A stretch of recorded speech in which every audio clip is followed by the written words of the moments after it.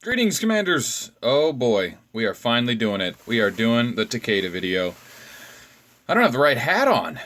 Man, look at this handsome skin. That's his Christmas skin. That is his normal skin. Okay, let's talk about Takeda. Well, Takeda is a release commander, a free commander. You get him through the week-long release event, or sometimes they let you release 10 through the warp gate after you've had the release event. He is a natural airship commander with only airship abilities. He has a 20% guaranteed hit skill that works exactly like Vega's. It ignores defense boosts. This says boosts. Vega's skill says buffs. And we know Vega's skill hits really hard. He's a good alternative or backup if you don't want to splurge for Golem or Raymond. Vega's a good alternative, and it's because his defense ignoring skill hits so hard. And I'm going to show you what that does today, hopefully, by recreating it in Ace. Okay, let's take a look at our flavor text. It says, "A plague like the wind, gentle like a tree, spreading like a fire, stable like a mountain." I don't know what that is. It's almost like a poem, but a bad description. But I don't know. It's kind of like old man wisdom, right? A strong, silent type, big, bulky. I mean, that's kind of how you play him, right? So Takeda is a cool commander in the sense of the current meta, where you have like Golem, who is the go-to offensive commander. He's all about attacking, but he everyone builds him so big, and you can put some creator armor on him, and Magicwell pants put on him, but they also have defense on him, so he's not the least tanky commander out there. And then you have the polar opposite, Rogers, who is just pure defense. You build barriers on him, defense Thalmus, defense everything. I personally build Rogers with dodge. Do I have my Rogers out? Yeah, I do. So I run Rogers with dodge here and dodge here. And the reason I do that is because I don't run a big Rogers. He's only 10k. And I run him with infantry, because infantry at tier 9 plus works with airships. Tier 9, 10, it works with airships. So that's how I like to play Rogers. Well, Takeda's kind of a throwback to that idea, where his 40% skill increases his own defense and dodge. So he can be really tough to hit. He's put one or two pieces of dodge on him, and all of a sudden you're going to need a guaranteed hit skill to hit his airship. So kind of a weird way to play him. But Takeda is he's not an in-game hero. He is definitely an evolution style commander. Once you get him and he comes around, definitely try to get him and use him. Build him up big, level his skills up to 30 or 40, and then one day you'll transition or evolve this Pokemon into a Golem or a Rogers or a Raymond or a Vega. I recommend Vega over him because Vega's 40% guaranteed hit skill is also his damage skill.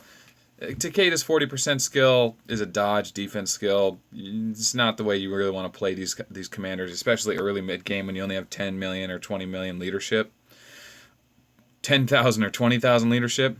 But anyway, alright, so that's Takeda, a typical Airship Awakening. And I'm going to go ahead and put some damage gear on him. And I have no gems, no 4-slot gems, so we're not going to be getting interrupted by any of those triggers. Just raw damage, lots and lots of damage. And I want to show you what the Fatal Drill damage looks like against a very high-level Endless opponent. And I'm on a video spree right now, so if you're watching this video, I may have made a different video at a different time, and you say, oh man, I recognize that guy. But yeah, I've been using this guy's Golem as my my whipping boy, and I've already preloaded Takeda. I haven't changed any of his gear. Actually, I'll go ahead and do that, just because if you change your gear, it messes up their ace setup. So I'll reload his troops there, nice and easy. We have a Kid in the front to take the first hit, so that we get first strike, in case we get one shot, and we'll go right for this guy. All right, so what we're looking for is what the base damage is, which is probably going to be a crit, because I have a bunch of crit damage gear on, and I have really high research, so I always crit. It may be different for you if you're not here in this late in the game yet. Ooh, that was a big hit. But yeah, that's the way I run it. I only base my numbers off crits because 90% of my hits are crits, and it's hard to get above that. I don't know what the deal is. All right, the Awakening is going to be annoying, but we need to see what that Fatal Drill does. So the base hit is 36.9, so we'll call that 37,000. All right, 37,000 for the first raw hit. We're just ignoring the Awakening damage. And is he going to one-shot me? Yep, he's going to one-shot me. Okay. We're going to keep running this until we land a Fatal Drill. Now, we know that normal attacks have about a standard deviation of 15 to 20%. So even though that hit was for 37k, It's very possible that the next one might be 41K or as low as 31K. So somewhere around 30,000 is what we're expecting based off that number. So come on, baby. Come on, baby. You'll notice I use the normal kid skin. I don't use the Christmas kid skin. It's the worst skin ever. They should never have implemented that in the game. Man, this fatal drill is a 20% trigger. It is going to be tough to get it to go on video. We're going to have to do this, if we're lucky, 5 times. Because I have the Armageddon Hull, no, I have the Dominion Hull on, but that extra 2% chance on that 20% doesn't go very far because it doesn't even work in Ace, I think. I'm like 90% sure it doesn't work in Ace. But, oh, here we go. No, Will of Steel. That's my dodge defense. Not doing much for me there. We need Fatal Drill. Come on, Fatal Drill.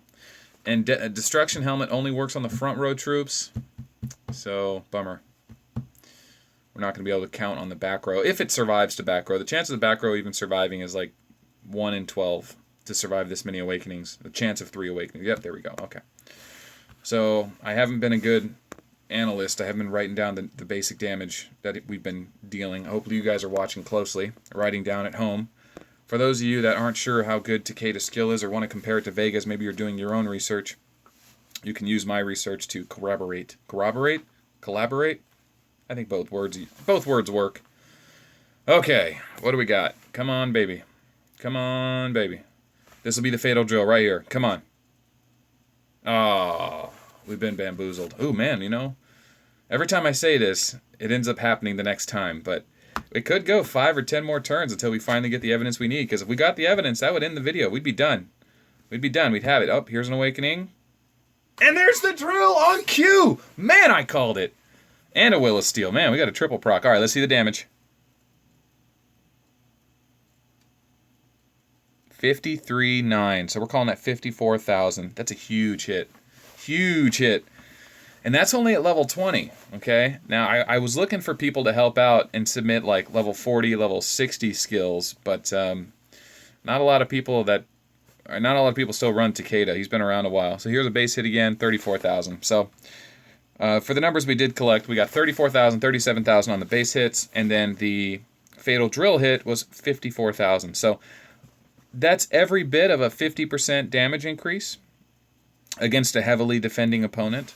Heavily defensive opponent, so it really does hit very hard. That's almost double damage at 20%. It's not almost double damage. It's about 60% damage at level 20. 60% bonus damage at level 20. I know I shouldn't do this, but you can kind of assume if it's 60% bonus damage at level 20, then it's going to be 180% bonus damage at level 60. Which is really good, still not better than Golem's Crush. And it's only 20% chance to trigger. And his 40% skill is not so good.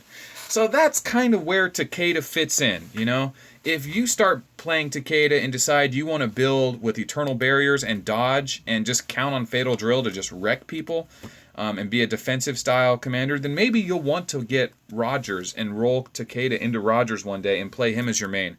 Or you like the offensive style of Takeda, and now with so many gems that have guaranteed hit, like Scorpio and Gemini, that you may want to go that route, you know? So if you want to go offense, build offense. Here are the best in slot items, right?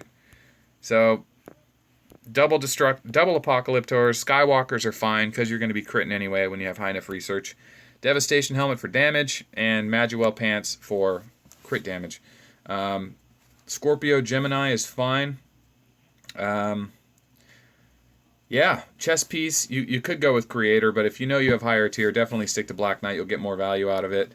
And, yeah, one day you'll probably eat him into Golem or Vega or Raymond or Rogers. But until then, enjoy him. He's a great commander. A lot of the highest players in the game, a lot of the #1 players in the game definitely used Takeda for a while.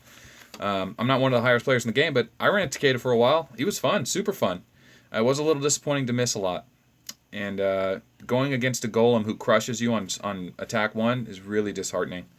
But, you know, he's a free commander. And he's a handsome fella to look at. So that's the Takeda video. I hope you enjoyed it. Unfortunately, I didn't get the cosmetic skin this Christmas. It was just too many. It was like 66 gold packs. Wasn't going to happen, people. But, yeah. Only a few people have it. I'm not one of them. Thanks for watching this video. If you have any questions or if I missed anything, it'll be in the description below. I don't go back and edit these. Check the comments below in case someone else pointed out something I missed. If you haven't already, download the Line app. L-I-N-E is a social app for cell phone games that you don't have to give personal information away on. You know, like you don't want to give all your guildmates your cell phone number so they can test you. That's weird. Line is an app that lets you do it. So add me online. It's Melt AOW. We have about 3 or 4 chat rooms at this point of almost 800 to 1,000 people in those chat rooms, so you can join and just talk Ark of War and ask questions, and we have a database of knowledge. So join in, get your guildmates online, start up a few chat rooms of your own, and yeah, I look forward to hearing from you, and thanks for watching my video, and we'll see you on the next one.